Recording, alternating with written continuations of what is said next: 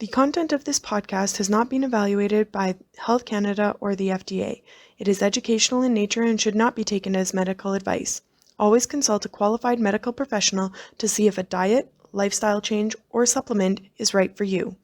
Any supplements mentioned are not intended to diagnose, treat, cure, or prevent any disease. Please note that the opinions of the guests or hosts are their own and may not reflect those of Advanced Orthomolecular Research Incorporated.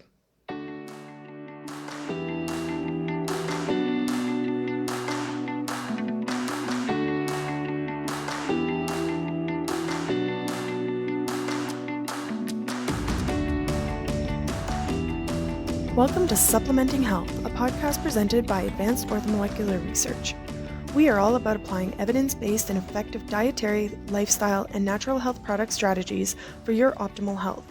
In each episode, we will feature very engaging clinicians and experts from the world of functional and naturopathic medicine to help achieve our mission to empower people to live their best lives naturally. Thanks for tuning in to Supplementing Health. Building and maintaining bone mineral density through nutrition is an important consideration at all ages. Today I'm joined by Carrie Bonfitto, board-certified nutrition consultant, cooking instructor, and speaker to explore some of the foods we should be incorporating into our diet at all ages to support bone development and maintenance. Welcome, Carrie. Thanks for joining me today. Thanks for having me. So bone density changes over time, and up until our late 20s, our bones are constantly growing. However, after that point, we may start to experience more bone loss than we do growth. At what stage of life would you recommend people really start consciously eating to support their bone health? Right.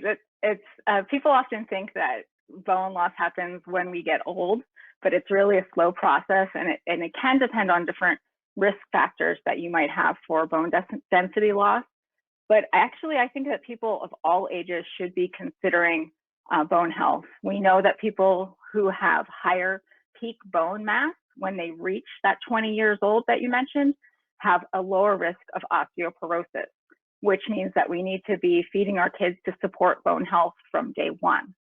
However, that being said, it's really important, especially for women, to start supporting our bones during perimenopause, which is a process that can take about 10 years. It usually starts around our 40s. And people don't realize that what's happening is our estrogen is dropping. And estrogen actually helps with calcium absorption. And this hormone starts to dip during this phase of life. And so that means we need to be consuming more calcium in order to maintain our levels. Men's estrogen levels also decline as they age, and so they need to be taking calcium as well. And does testosterone also have a similar effect for men as well, or is it just their estrogen levels? Testosterone will start to decline, but it's the estrogen that's the most important hormone for calcium absorption. Okay. And so beyond calcium, what other nutrients are really important to maintaining that bone mineral density? We know we need vitamin D3, which really helps to calcium to absorb as well. Magnesium is a super important cofactor for calcium. Calcium and magnesium kind of work together in the body. And we need silica. Silica, along with magnesium, helps to turn calcium into a form that the bones can actually use. So that's really important. Vitamin K2 can also really be important because it helps to guide calcium into the bones and the teeth and remove calcium deposits from our arteries, right? So might have heard of calcification of the arteries, and that's when calcium is building up. Okay, and so if someone doesn't consume dairy, which is a common source of calcium, what are some other foods that they can incorporate to get that calcium level? There's actually quite a few foods. Many of the plant-based milks actually boast having 50% more calcium than regular milk. You can also try, if you're not able to tolerate cow's milk, you can try sheep's milk. Sheep's milk cheeses, sheep's milk yogurt can often be more tolerated. But if you're completely plant-based, sesame seeds are really high in calcium, and tahini, which is ground up sesame seeds, is a great way to add calcium to your diet, from using it as sauces or as dips or as dressing. I even have a really nice a recipe for gluten-free bread that uses tahini as a binder. Oh, yum. So for some of those other nutrients like vitamin K2, are they often in dietary sources with calcium, or do you have to get different different items together to get that kind of full mineral profile that we're looking for? Well, K2 is definitely in some cheeses. It's in brie. It's also in Gouda. So those are two cheeses that are super high in K2. And if you're getting grass-fed products, there's K2 in those products. So grass-fed meat, like grass-fed ground beef or grass-fed butter, or the grass-fed cheeses of any variety will have more K2. You can also get a little bit of K2 from like egg yolks and fermented foods like fermented sauerkraut has a lot of K2. So then, are there dietary changes between the way we should be feeding our bones as they're still growing, so like childhood through to early adulthood, versus when we start to have that more deterioration after our 20s? So it's really in the amount of calcium that we need, right? We still need all of the cofactors. You know, we need the magnesium, the K2, the silica. We even need boron, and things like collagen, which I didn't mention before, and the vitamin D throughout our lives. And what happens is once you need the most actually in childhood, and then when you reach that age of 20, you can kind of taper off the calcium a little bit until, you know, your 40s or your 50s, and then it starts creeping up as we age even more. Okay. And so are there foods then that are detrimental to bone density? Because I know like alcohol can leach a lot of those minerals and stuff out of our bones. So are there other foods or things to avoid that could do or have those detrimental effects? Yes, absolutely. So you mentioned alcohol. That can be a big one. Also, too much caffeine. You know, things like soda that has a lot of caffeine, coffee and tea can also leach calcium. Also, if you're having too much meat, right, that meat has phosphorus in it, and we need the phosphorus for our bones. But when we have too much, it throws things out of balance. So it's a kind of a delicate balance with meat products. So what are some of your favorite bone supporting foods to incorporate in your diet? One of them that is kind of unusual is flax seeds, because I love flax seeds for the plant estrogens. So this helps to support estrogen so we don't have as much of a dip and that we can absorb the calcium. I also like, you know, salmon and tuna and eggs and mushrooms for the vitamin D that they can provide. And we need collagen, right? Because bones are made up of collagen as well. And something like bone broth can be really important because it's hard to get collagen in other food sources. And then the calcium, we talked about the grass-fed milk and the dairy products. Leafy greens, things like Swiss chard can be really important. I love those sesame seeds. I love wheatgrass. Even if you can get your hands on a good source of wheatgrass, it's super high in calcium. And for magnesium, I like pumpkin seeds. I like cacao, which is it's chocolate. So if you can find chocolate that's like 70% cacao or higher, so it's more chocolate than sugar, that can be really great source of magnesium. But yeah, there's magnesium in other things too, like figs and avocados. And so do these complementary nutrients play a bigger role in different stages of bone regeneration? Because of course, like all of our organs, they're constantly refreshing and growing and changing. So are there certain stages within that cycle that each of these nutrients play a bigger role in?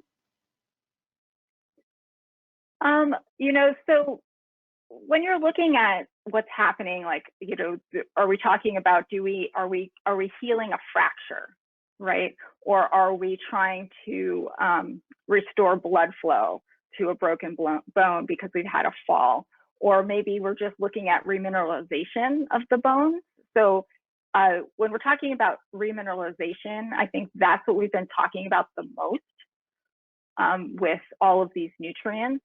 And so just really getting those nutrients into the bone so that we're not excreting them, right? Because it's a process of how our, the water in our bodies, and depending on the other nutrients in there, whether or not the calcium is going to stay in the bones or it's going to be excreted. So really we're talking about mineralization, I think, for the most part. How does dehydration affect that process, or does it? So it's definitely important to stay hydrated, right? That keeps our minerals in better balance, and it sweeps out toxins. It can lower inflammation, and it's not as we want to stay hydrated, right? Because I said we were going to be excreting these through our urine, but if we don't and we are dehydrated, things that can happen are this calcium that we're having can build up into kidney stones. So a lot of people who are underhydrated will experience that calcium not going into their bones. Because maybe they didn't have the cofactors to put it there, but then they also didn't have the water to flush it out. And so then that becomes little stones that are developing in our kidneys. Interesting. Okay, so then for people with a hectic schedule that are more prone to eating in a grab and go kind of style, which, if we're being honest, is probably a very large portion of the population, what are some of your tips to help them make healthier food choices and support that bone health even when you're on the go? Well, if you have just a few minutes to make like a vegetable and protein-rich smoothie in the morning, it takes a minute just to like throw some frozen cauliflower and some berries and some yogurt in a blender and take that with you on your commute. That's a really great start. But if that's even too much for you, you can just look for restaurants around you that are Mediterranean. So someplace that you can get some nice hummus, which has got that tahini. We were talking about those sesame seeds that are high in calcium as one of the ingredients in the hummus. And tabbouleh salad, which is parsley, which is really high in calcium, which is great. And those Greek salads that have a little bit of feta cheese and a tzatziki sauce that's made with yogurt and herbs.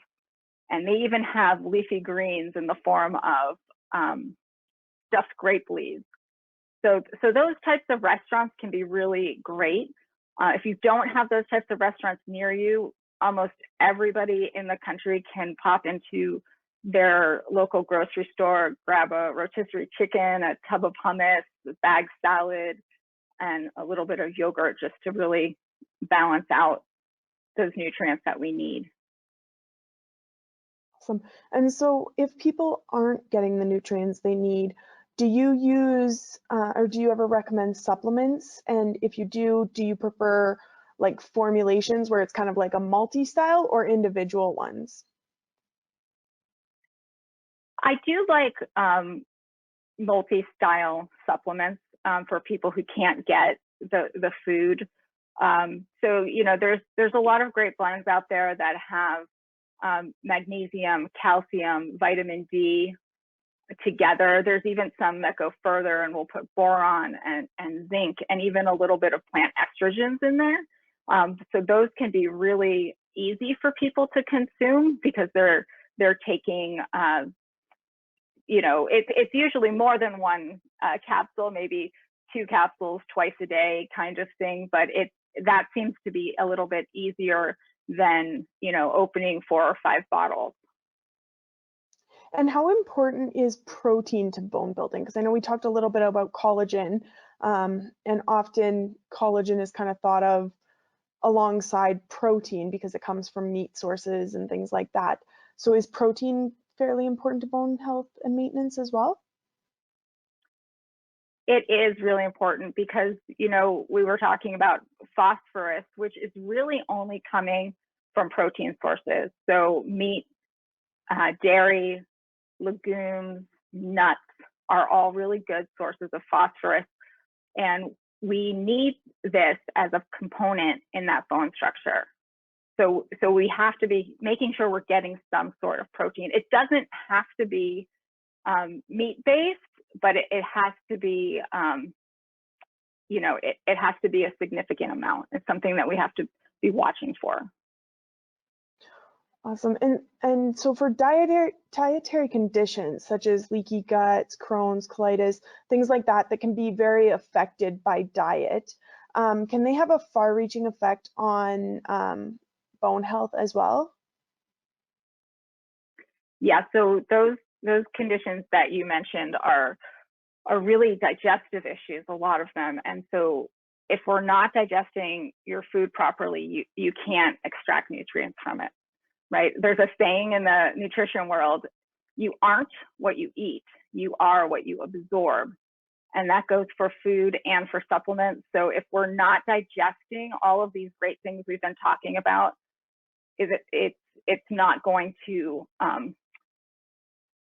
to be benefiting us no matter what we're eating. So that needs to be really fixed first.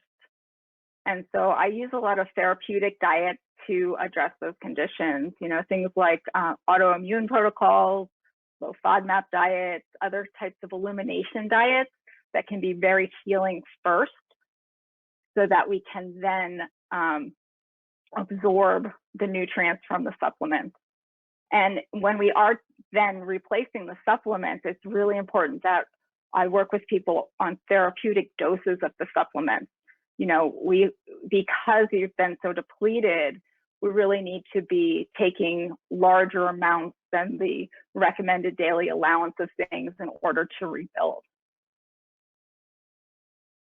And it's very individualized doing that. Of course, no, that totally makes sense.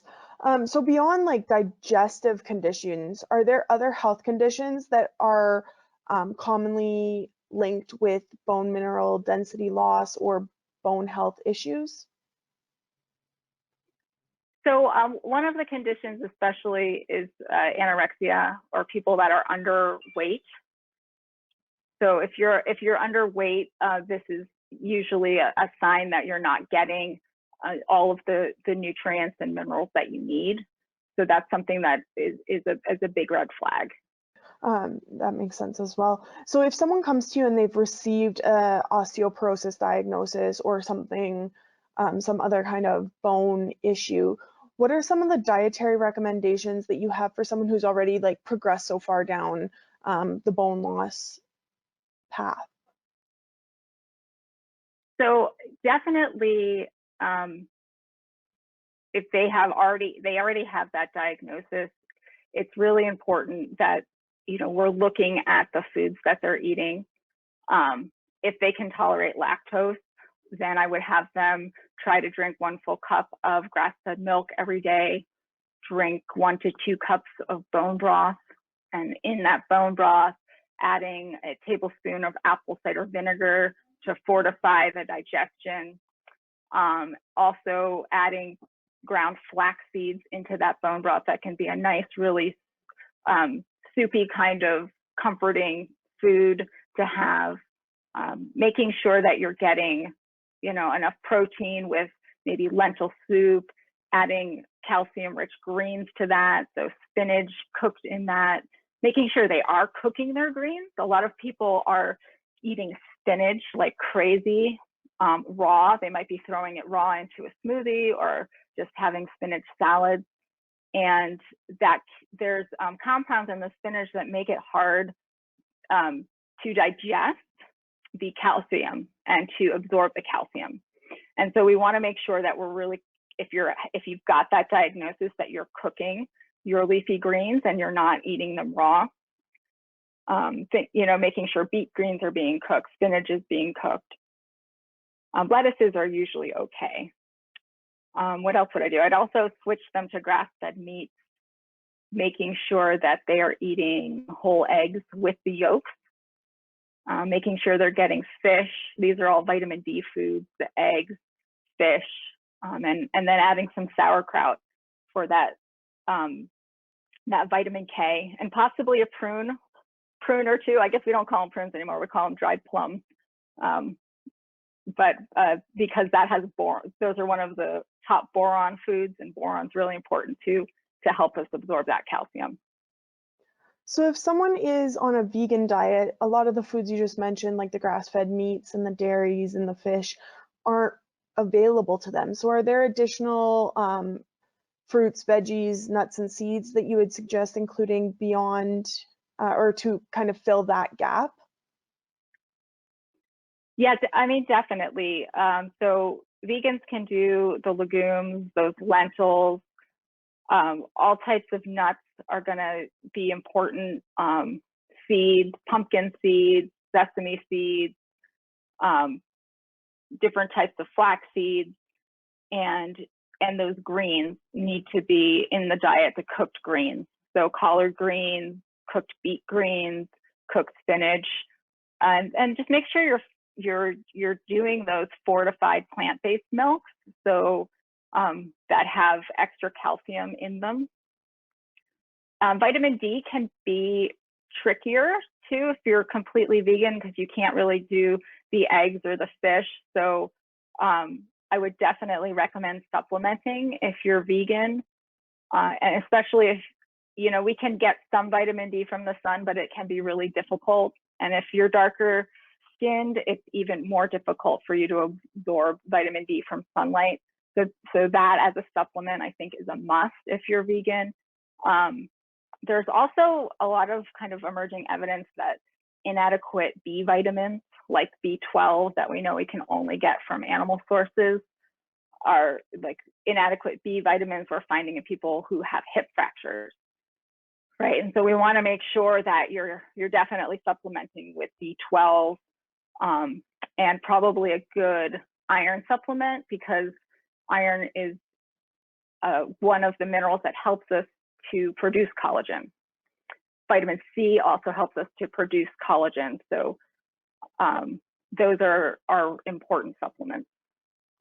On a similar note, are there certain medications or common medications that people should be aware deplete certain vitamins? Like I know birth control is a common one that can deplete different vitamins, or maybe blood pressure medicines. Are there things like that people should just be aware of might be interfering with that absorption?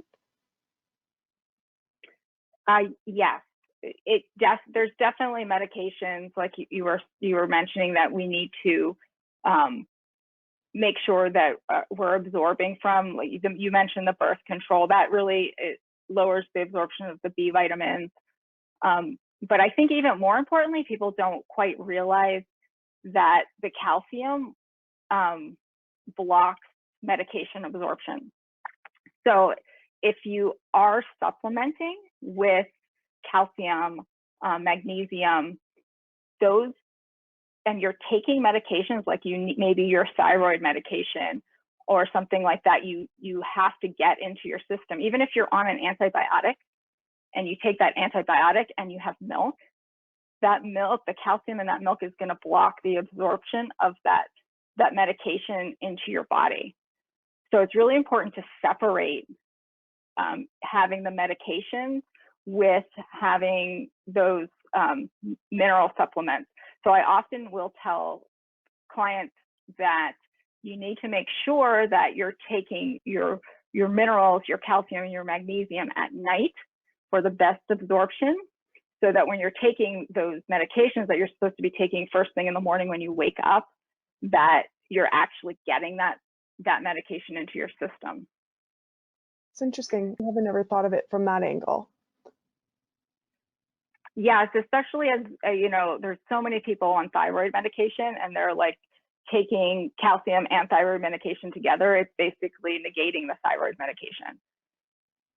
And other foods will do that as well, right? So wheat bran, if you look at wheat bran, so something like shredded wheat cereal, which is 100% wheat bran, and you have a nice cup of milk on top of that, the wheat bran is going to block the absorption of the calcium.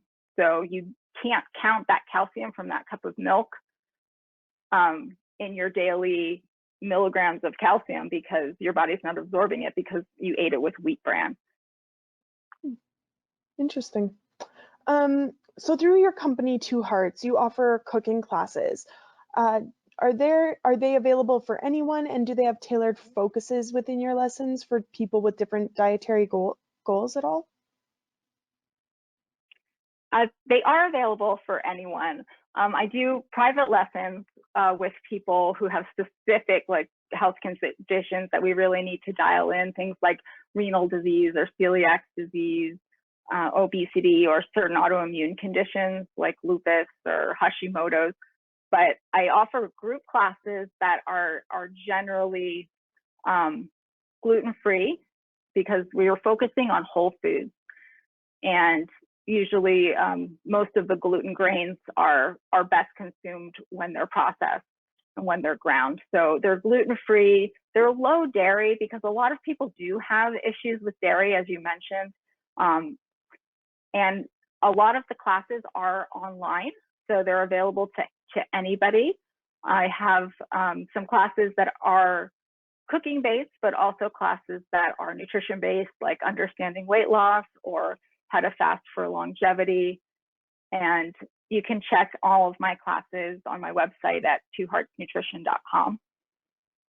But I love to do these group classes with people.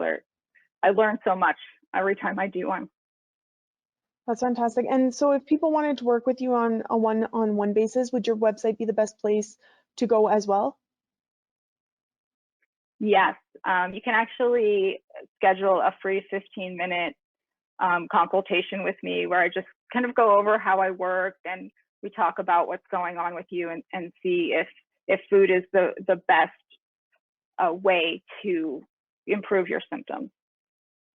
Awesome. And so that again was twoheartsnutrition.com for our listeners. So it's twoheartsnutrition.com.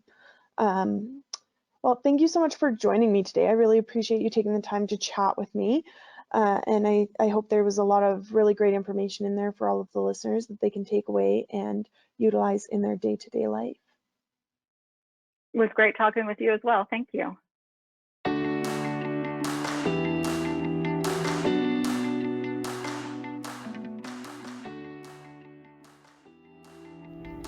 Thank you for listening to Supplementing Health. For more information about our guests, past shows, and future topics, please visit aor.ca/podcast or aor.us/podcast.